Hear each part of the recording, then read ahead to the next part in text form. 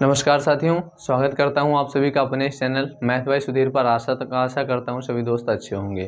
तो आज हम लोग पढ़ेंगे class 10th introduction of trigonometry, त्रिकोणमिति का परिचय।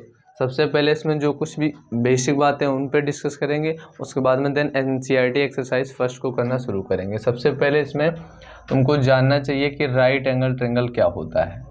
राइट एंगल ट्रायंगल क्या होता है? राइट एंगल ट्रायंगल, यदि इसकी डेफिनेशन पे जाएं, अच्छा हिंदी में इसको क्या लिखेंगे? समकोण त्रिभुज। समकोण जो त्रिभुज होगा उसका फिगर इस तरीके से बनेगा, ऐसे करके, ये ए बी और सी। समकोण त्रिभुज का मतलब है जिसका एक कोण कितने डिग्री का हो? 90 डिग्री का हो। ये वाला कोण 90 डिग्री का। यदि इसकी डेफिनेशन लिखना चाहोगे तो कैसे लिखोगे? एक ऐसा त्रिभुज जिसका एक कोण 90 डिग्री का हो, बाकी जो दोनों बच रहे कोण वो दोनों कैसे होना चाहिए? न्यून कोण होना चाहिए। वो क्या होगा? समकोण त्रिभुज होगा। ये जो 90 डिग्री का होगा कोण, इसके जो सामने वाली भुजा होगी इसको बोलेंगे हाइपोटेन्यूस, जिसको हिंदी में बोलते हैं कर्ण। अच्छा, ये जो दो साइड बच गई BC और AB, ये ऑब्जर्वर की पोजीशन पर डिपेंड करती हैं। यदि ऑब्जर्वर यहाँ पे है तो उसकी आँख के सामने ये वाली हाइट होगी, यदि ऑब्जर्वर यहाँ पे तो उसके आँख के सामने ये वाली हाइट हो जाएगी AB। अच्छा, इन दोनों हाइट जो लंबाई होंगी, इन दोनों लंबाइयों को बोलेंगे क्या? यदि ऑब्जर्वर यहाँ पर C पे है तो ये क्या होगा? लंब होगा, जिसको बोलेंगे परपेंडिकुलर। अच्छा, ये जो BC होगा ये क्या हो जाएगा? आधार, जिसको क्या बोलेंगे? इंग्लिश में बेस बोलते हैं। ठीक है, इसी से रिलेटेड एक प्रमेय होती है जिसको क्या बोलते हैं? पाइथागोरस प्रमेय। यदि पाइथागोरस प्रमेय की बात करोगे तो डेफिनेशन क्या होगी कि समकोण त्रिभुज में किन्हीं भी दो भुजाओं का योग यदि तीसरी भुजा के योग के बराबर है तो वो त्रिभुज जो होगा वो कैसा होगा? समकोण त्रिभुज होगा। अच्छा, जो वो तीसरी भुजा है वो सबसे बड़ी भुजा होगी, अर्थात वो क्या होगी? कर्ण होगी। यही तो बताती है पाइथागोरस प्रमेय। पाइथागोरस प्रमेय, पाइथागोरस प्रमेय। यदि इसकी बात करोगे तो शॉर्ट फॉर्म में इसको यदि लिखना चाहो तो हाइपोटेन्यूस का स्क्वायर बराबर में क्या होगा? बेस का स्क्वायर, और प्लस में क्या हो जाएगा? परपेंडिकुलर का स्क्वायर। कर्ण का स्क्वायर बराबर में होगा आधार का स्क्वायर, और प्लस में क्या हो जाएगा? लंब का स्क्वायर हो जाएगा। इतना लिखने के बाद में ये हमने शॉर्ट फॉर्म में ये बता दिया है कि जो पाइथागोरस प्रमेय है वो क्या होती है। उसके बाद में यहाँ से दो फार्मूले और निकल के आएंगे। क्या? बेस का स्क्वायर इक्वल टू होगा हाइपोटेन्यूस स्क्वायर माइनस में क्या? परपेंडिकुलर स्क्वायर, और परपेंडिकुलर का स्क्वायर बराबर में हाइपोटेन्यूस स्क्वायर माइनस में क्या आएगा? Base square. ये जो दोनों फार्मूले हैं ये भी तुमको याद रखने। किसी भी यदि समकोण त्रिभुज में हाइपोटेन्यूस दिया है और बेस दिया, परपेंडिकुलर कैसे निकालना? तो ये वाला फार्मूला लगाएंगे। और यदि हाइपोटेन्यूस दिया है, परपेंडिकुलर दिया, बेस निकालना, तो क्या करेंगे? जो बेस का स्क्वायर है वो हाइपोटेन्यूस स्क्वायर माइनस में परपेंडिकुलर स्क्वायर हो जाएगा। और सबसे पहले ये लिखना, जो कर्ण होगी ये सबसे बड़ी भुजा रहती है। यदि ऑब्जर्वर की पोजीशन चेंज होती है तो जो तुम्हारा हाइपोटेन्यूस होगा वो हर ही कंडीशन में सेम रहता है, ऑब्जर्वर चाहे यहाँ पे हो और चाहे यहाँ पे हो। पहले ये इतनी बात की जो बेसिक जानकारी है ये आप लोगों को होना चाहिए। उसके बाद में तुमको समझना चाहिए कि जो ट्रिग्नोमेट्री है वो ट्रिग्नोमेट्रिक रेशियो क्या होते हैं। ट्रिग्नोमेट्रिक रेशियो क्या होते हैं? यदि ट्रिग्नोमेट्रिक रेशियो की बात करोगे, रेशियो क्या होते हैं? इसको बोलेंगे त्रिकोणमिति अनुपात। त्रिकोणमिति अनुपात। यदि इनकी डेफिनेशन लिखोगे, अच्छा पहले इस बात को नोट कर लीजिए 1 मिनट में, उसके बाद में आगे बढ़ते हैं। त्रिकोणमिति अनुपात। त्रिकोणमिति अनुपात क्या होता है? अभी पीछे हम लोग पढ़ चुके हैं। क्या? राइट एंगल ट्रायंगल क्या होता है? एक ऐसा ट्रायंगल जिसका एक एंगल कितने डिग्री का हो? 90 डिग्री का हो। ये ए और बी और सी। अभी हमने बताया कि जो 90 डिग्री का कोण होगा उसके सामने वाली भुजा क्या होगी? कर्ण होगी। और ये क्या होगा? ये लंब होगा, और ये क्या होगा? आधार हो जाएगा। ठीक है। अच्छा, ये त्रिकोणमिति अनुपात की डेफिनेशन लिखें तो क्या होती है? समकोण त्रिभुज में उसकी किसी भी दो भुजाओं के बीच की किन्हीं भी दो भुजाओं की जो लंबाई होती है उनका यदि अनुपात लिखोगे तो वो क्या कहलाता है? त्रिकोणमिति अनुपात कहलाता है। इस चीज को लिख लेना है। क्या? समकोण त्रिभुज में, ऐसे करके, समकोण त्रिभुज में समकोण त्रिभुज में उसकी किन्हीं दो भुजाओं की लंबाइयों के अनुपात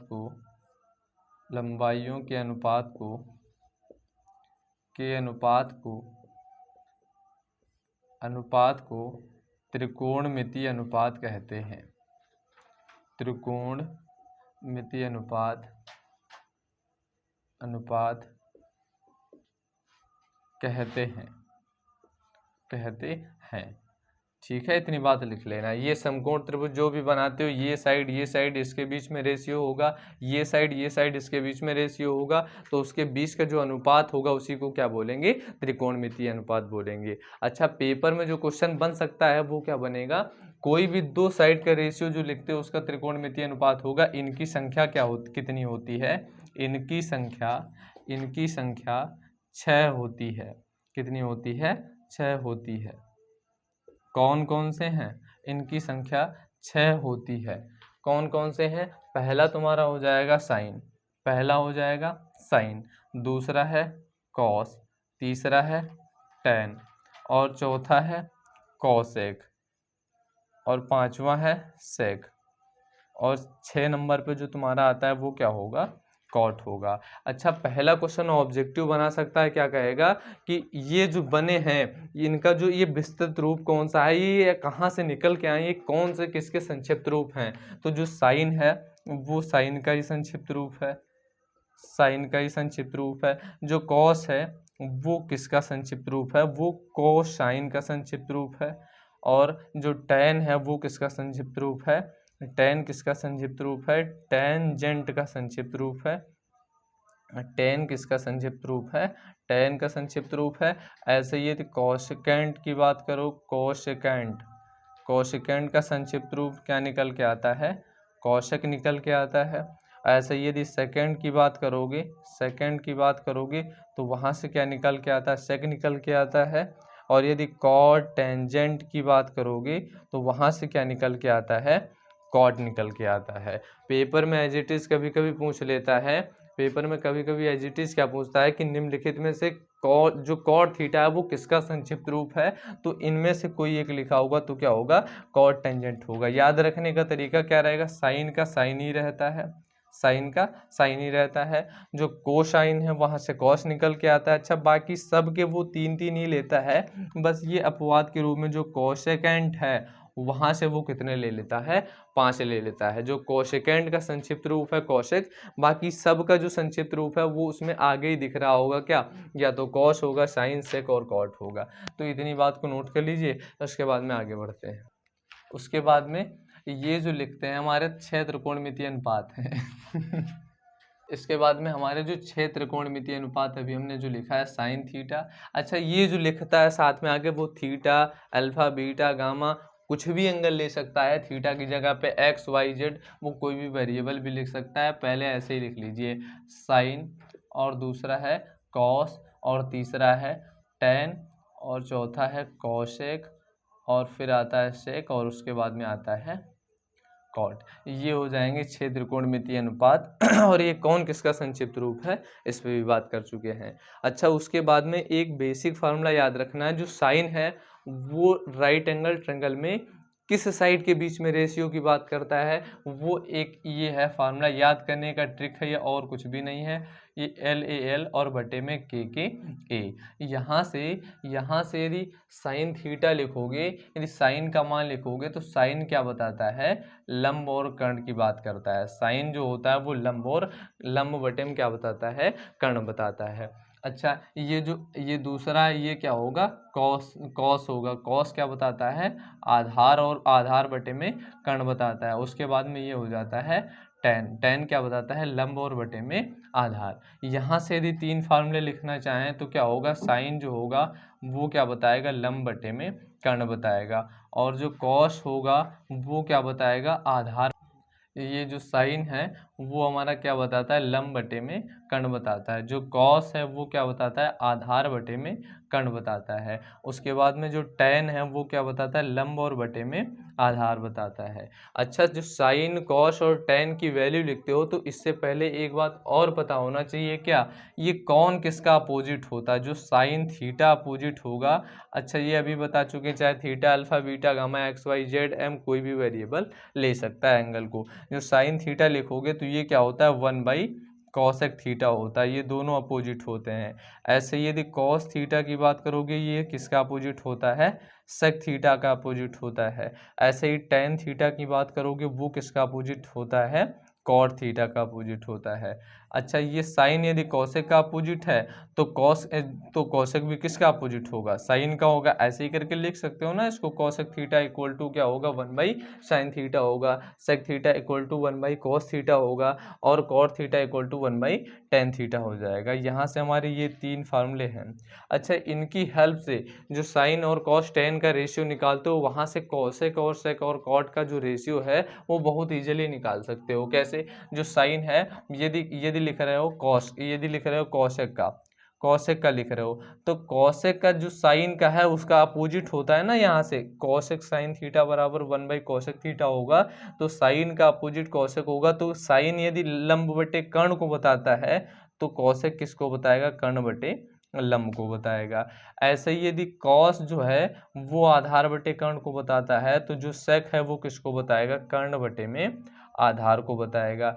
ऐसे ही जो टेन है वो लंब बटे आधार को बताता है, तो जो कॉट होगा वो किसको बताएगा, आधार बटे लंब को बताएगा। यहाँ से हमारे इतने फार्मूले कंप्लीट हो चुके हैं, और फर्स्ट एक्सरसाइज को करने के लिए इतने फार्मूले तो आना बहुत ही ज़रूरी है कि साइन कॉस टेन और कॉसेक से कॉट राइट एंगल ट्रायंगल में किस रेशियो की बात करते हैं। उसके बाद में जो साइन थीटा होगा वो किसका अपोजिट होता है, कॉसेक थीटा, और कॉस थीटा किसका अपोजिट होता है, सेक थीटा, और टेन थीटा अपोजिट होता है किसका, कॉट थीटा का। यहाँ से थोड़ा सा और देखें तो ये जो दोनों अपोजिट होंगे, इन दोनों को यदि आपस में हम मल्टीप्लिकेशन कर देंगे तो हमारा जो मान होगा वो कितना आएगा, 1 आएगा। यदि साइन थीटा इंटू में कॉसेक थीटा करेंगे तो इसका मान कितना आएगा, 1 आएगा। ऐसे ही यदि कॉस थीटा और सेक थीटा बराबर में करेंगे तो कितना आएगा, 1 आएगा।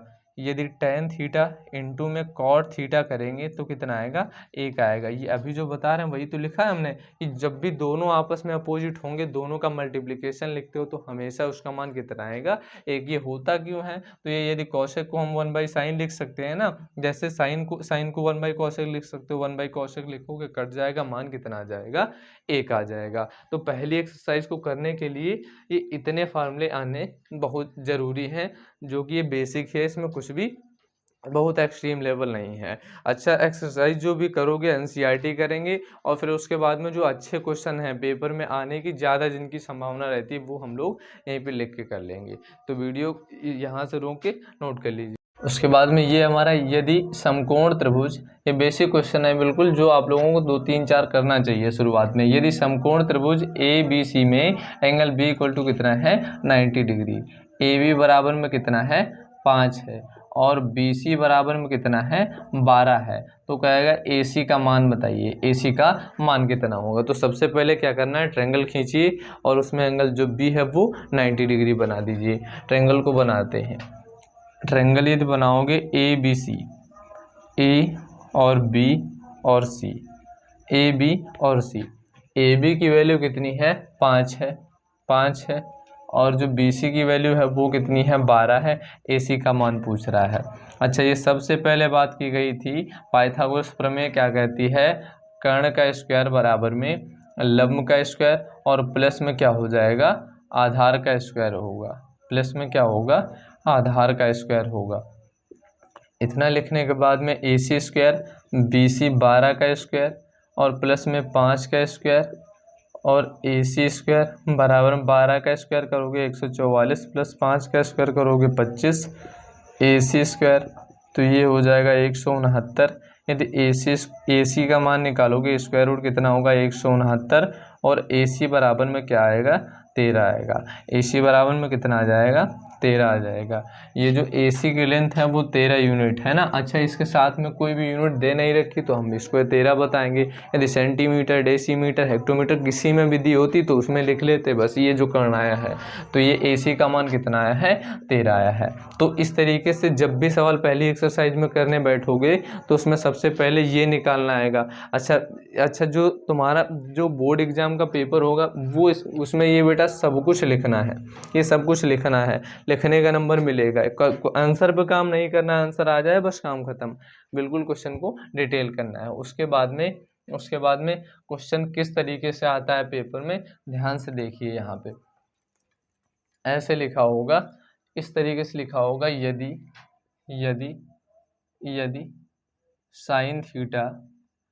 साइन थीटा बराबर में 5/13 है, तब अन्य सभी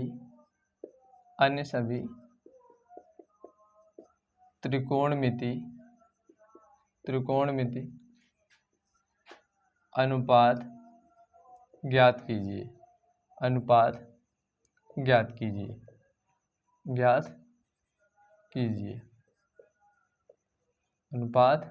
ज्ञात कीजिए। देखिए, यदि साइन थीटा बराबर में कितना है, 5/13 है, तब अन्य सभी त्रिकोणमितीय अनुपात। यदि साइन थीटा की वैल्यू हमको पता है तो कॉसेक थीटा की वैल्यू हम सबसे पहले पढ़ चुके हैं क्या, कि साइन थीटा का अपोजिट क्या होता है, कॉसेक थीटा होता है। तो कॉसेक थीटा की वैल्यू क्या होगी, 13/5 होगी। अच्छा, साइन थीटा बराबर में यहाँ से ट्रायंगल खींचिए। यहाँ से जब ट्रायंगल खींचोगे तो ये है 90 डिग्री, ये A, B और C। ये जो थीटा है यहाँ पे लीजिए। अच्छा, यहाँ से यदि थीटा ले रहे हो तो लेंथ ये हो जाएगी, यानी परपेंडिकुलर जो होगा वो कितना होगा, AB होगा। साइन थीटा होता क्या, ये देखिए यहाँ पे लंब और बटे में क्या होता है, कर्ण। इसका मतलब जो भी राइट एंगल ट्रायंगल बनाओगे उसमें लंब कितना लेना है, 5 लेना है, और कर्ण कितना लेना है, 13 लेना है। उसके बाद में साइन, ये यदि लिखोगे साइन थीटा बराबर 5/13 है, लिखने के बाद में ये लंब हो गया 5 और ये हो गया 13। फिर क्या लिखेंगे, त्रिभुज ABC में पाइथागोरस प्रमेय लगाने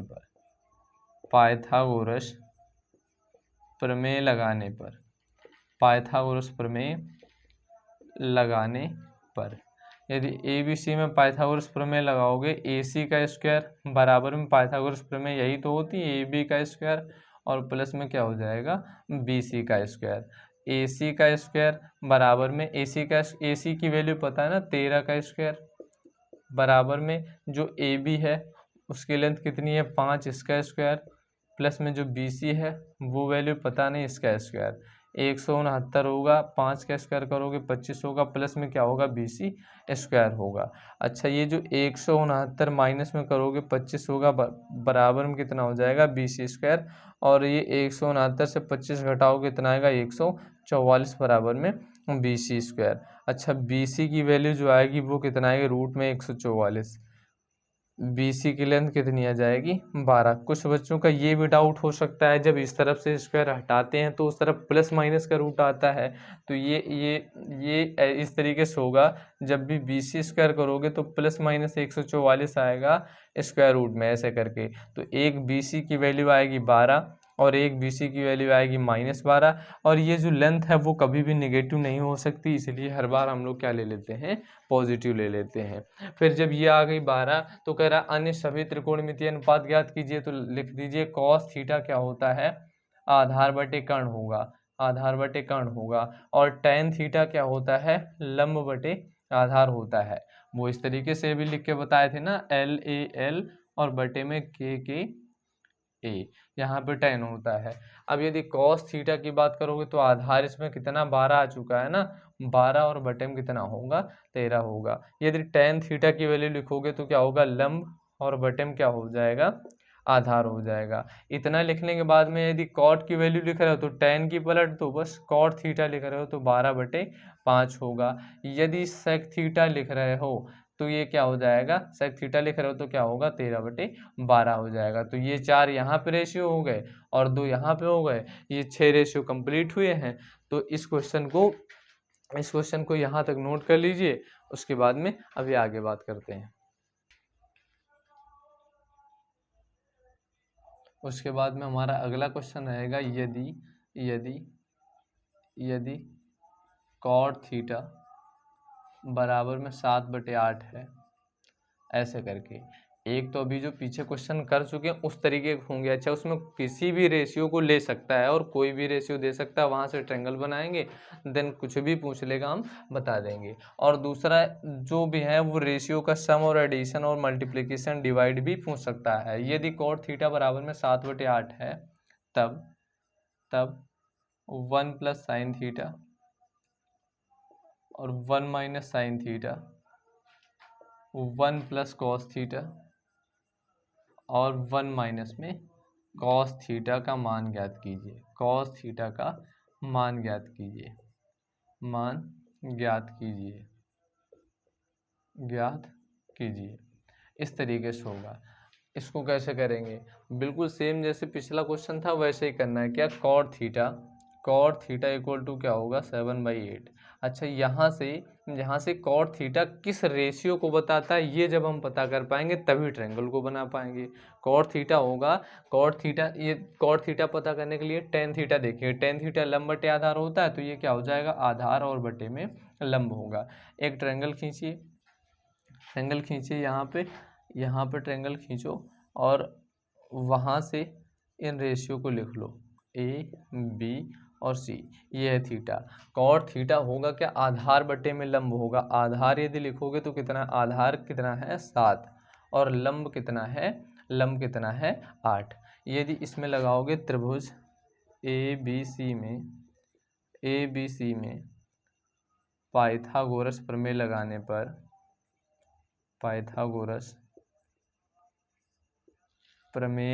पर, यदि पाइथागोरस प्रमेय इसमें लगाओगे तो क्या होगा? AC का स्क्वायर बराबर में हो जाएगा AB का स्क्वायर और प्लस में क्या होगा?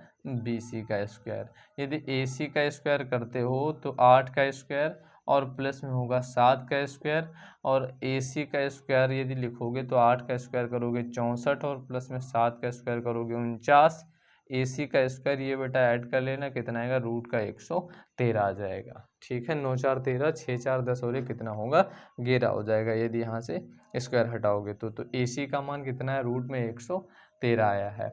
अब क्या करना? दूसरा स्टेप देखो, जो व्यंजक दिया है, जो भी एक्सप्रेशन दिया है उसमें देखो किसकी किसकी ज़रूरत पड़ रही है। साइन और कॉस की ज़रूरत पड़ रही है, तो केवल साइन और कॉस ही निकालिए। यदि साइन और कॉस निकालोगे तो साइन थीटा जो होगा वो क्या हो जाएगा? लंब और बटे में कर्ण होता है ना, 8 बटे में रूट 113 होगा। और यदि कॉस थीटा की बात करोगे तो वो कितना हो जाएगा? आधार बटे में कर्ण होगा, 7 बटे में रूट 113 हो जाएगा। अब यहाँ पे वैल्यू पुट कर दो, बेसिक कैलकुलेशन होगा, सॉल्व कर लो, आंसर आ जाएगा। 1 प्लस में 8 बटे में कितना होगा? रूट में 113। और 1 माइनस में 8 बटे में कितना होगा? 113। और बटे में लिखोगे 1 प्लस में 7 बटे में कितना होगा? रूट में 113। और हो जाएगा 1 माइनस में 7 बटे में रूट 113। यदि इसको सॉल्व करोगे, ये देख रहे हैं ए प्लस बी ए माइनस बी, बेसिक फार्मूला है क्या? ए प्लस बी और ए माइनस बी जो होगा वो ए स्क्वायर माइनस क्या होगा? B square. A plus B का होल स्क्वायर बराबर A square plus B square plus में 2ab। और ए माइनस बी का होल स्क्वायर बराबर में ए स्क्वायर प्लस में बी स्क्वायर माइनस में 2ab। अच्छा, एक्स प्लस ए इंटू में एक्स प्लस बी, फार्मूला होगा एक्स स्क्वायर प्लस में A plus B into X और प्लस में क्या हो जाएगा? ए बी हो जाएगा। अच्छा, ये यहाँ पे ज़रूरत एक फार्मूले की थी, लिख दिए गए हैं 4। बेटा किसी भी चीज़ को जितनी बार लिखोगे उतना ही अच्छे से प्रिपेयर हो जाएगा। अब इसको करोगे तो ए का स्क्वायर माइनस का करोगे 8 और बटे में रूट 113 इसका स्क्वायर, और बटे में फिर से हो जाएगा 1 माइनस में 7 अपॉन में रूट 113 इसका स्क्वायर। अब यहाँ पे कैलकुलेशन कैसे करोगे? यदि 1 माइनस में 8 का स्क्वायर हो जाएगा, कितना होगा? 64 होगा। और बटे में कितना होगा? रूट यदि 113 है उसका स्क्वायर कर रहे हो तो केवल 113 हो जाएगा। अच्छा 113, ऐसे ही 1 माइनस में 7 और बटे में कितना होगा 113, 7 का स्क्वायर कर लोगे तो यहाँ पे कितना हो जाएगा 49 होगा। अच्छा कुछ बच्चे सोच रहे होंगे ये हमको समझ नहीं आया, जो रूट का स्क्वायर कर दिया गया वो केवल रूट 113 का स्क्वायर किया गया, तो केवल 113 कैसे आएगा। देखिए ध्यान से, जो रूट होता है वो क्या बताता है, a की पावर 1/2 है ना, a की पावर 1/2 है। अच्छा ये स्क्वायर रूट यही तो बताता है। यदि रूट a इंटू में रूट a करोगे तो ये क्या हो जाएगा, ये हो जाएगा a की पावर 1/2 इंटू a की पावर 1/2। अच्छा ये तो 6 में हम लोगों ने पढ़ रखा है, यदि बेस सेम है तो पावर ऐड हो जाती है, 1/2 प्लस में 1/2। अच्छा तो a 2/2, तो ये कितना आएगा, केवल a आता है। इसीलिए बाहर निकल के आ जाता है, यदि रूट होता है, रूट है तो उसका स्क्वायर करोगे तो वो क्या निकल के आता है, केवल जो भी रूट के अंदर है वो नंबर बाहर निकल के आ जाता है। अब इसको एक से घटा दो इस 113, एक माइनस में 64/113, एक माइनस में 49/113, आंसर आ जाएगा। अच्छा ये भी कैलकुलेशन का तुम्हारा पार्ट है, किसी फ्रैक्शन को यदि 1 से घटाना तो केवल क्या करिए, न्यूमरेटर जो है डिनोमिनेटर से न्यूमरेटर घटा दीजिए। 113 से ये घटाओगे तो कितना बचेगा, 13 से 4 घटाओगे 9, और बटे में कितना आएगा, 13 से 4 घटाओगे 9, 10 से 49 आएगा, और बटे में 113। ऐसे ही 149 से इसको घटाओगे कितना आएगा 64, और बटे में कितना आएगा 113 आएगा। यहाँ से ये कट जाएगा तो आंसर कितना आ जाएगा 49 बटे में 64 आ जाएगा। तो हमारा यही आएगा क्या, ये जो व्यंजक है इसका मान आएगा 49/13। आज के लिए इतना ही रखते हैं, थैंक यू।